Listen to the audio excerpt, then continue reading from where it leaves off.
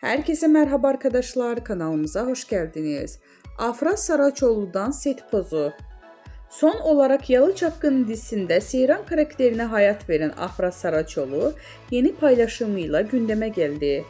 Yalı Çapkını dizisinde 3 sezon boyunca Seyran karakterine hayat veren Afra Saraçoğlu oyunculuk performansıyla yanı sıra sosyal medya paylaşımlarıyla da adından söz ettiriyor.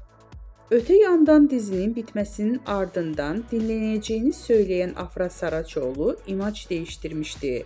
Koyu renkli saçlarını sarıya boyatan ünlü oyuncu son halini takipçilerinin beğenisine sundu.